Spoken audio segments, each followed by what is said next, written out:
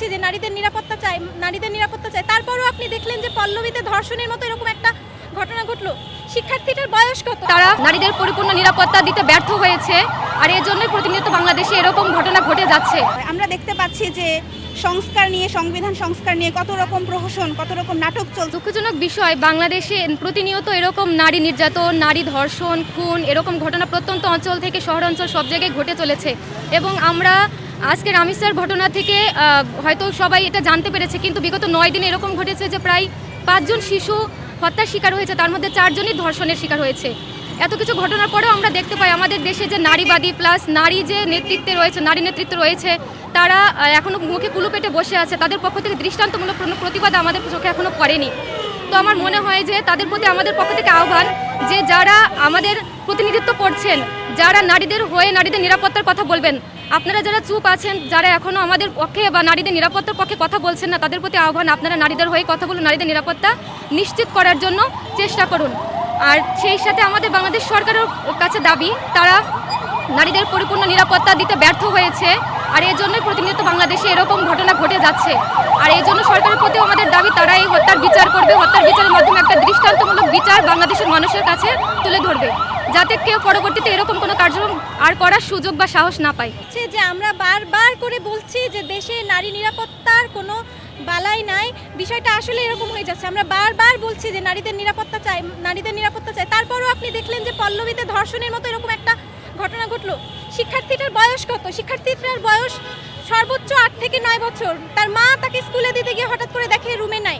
সে যখন পাশের ফ্ল্যাটে যায়, দেখে যে বাইরে একটা জুতা। তার মা আতঙ্কিত হয়ে যায় এবং বারবার করে গেটে বাড়ি মারে যাতে তার মেয়ে বের হয়ে আসে, কিন্তু তার মেয়ে বের হয়ে আসে না।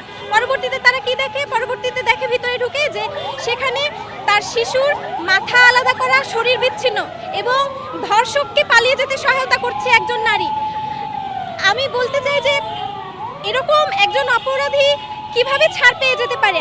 আপনারা দেখছেন যে এই অপরাধী লোকটা এর আগেও অপরাধী ছিল, এর আগেও সে ছাড় পেয়েছে, এরপরও প্রশাসন তাকে কোনো আসলে বিশেষভাবে নজরদারি করেনি। এই জন্য ধর্ষণের ঘটনাগুলো বেড়েই চলছে। আপনারা দেখেন তনু হত্যার বিষয়টা দেখেন, আপনারা এই ছোট্ট শিশুর হত্যার বিষয়টা দেখেন, আবার আপনারা দেখেন যে এর আগে আমরা আসিয়ার হত্যার যে বিষয়টা দেখেছি, আসিয়ার হত্যার সময়ও আমরা একইভাবে মানববন্ধনে এইভাবে দাঁড়িয়েছিলাম, কোনো উপকার নাই।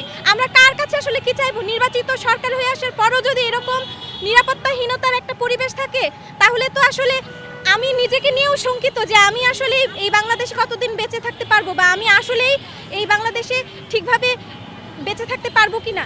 আমি মনে করি দেশের যদি প্রত্যেকটা মানুষ, বাঙালি জাতির প্রত্যেকটা মানুষ যদি সচেতন হতে পারে এবং এই যে প্রতিবাদগুলো হচ্ছে সবাই যদি সেটা আমলে নেয় এবং সেই অনুযায়ী কাজ করে, তাহলে আমার মনে হয় পরিবর্তন সম্ভব। আমরা দেখেছিলাম যে 1.5 বছর আগে আজ থেকে একটা বিরাট একটা আন্দোলন বিপ্লবের মধ্য দিয়ে আমরা গিয়েছি, এবং আমরা যে জেনজি জেনারেশন আছি, এই জেনারেশনটা আসলে চায় পরিবর্তন। আমরা চাই যেন বাংলাদেশের প্রত্যেকটা মানুষ, ঘরে ঘরে প্রতিটা শিক্ষিত জাতি এবং সচেতন জাতি গড়ে উঠুক, যে যেই পেশাতেই থাকুক না কেন। আমি চাই এবং আমাদের জেনারেশনের প্রত্যেকে চায় যেন পরিবর্তনটা আসলে আসুক।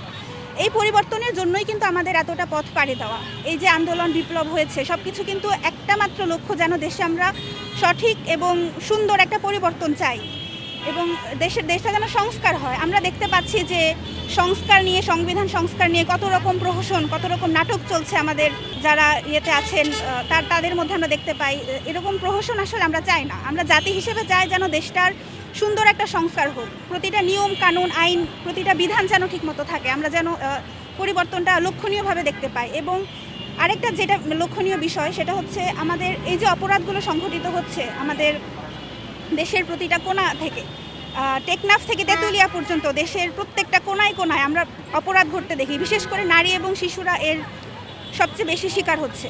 আমরা চাই যেন এই প্রত্যেকটা অপরাধের দৃষ্টান্তমূলক শাস্তি হোক।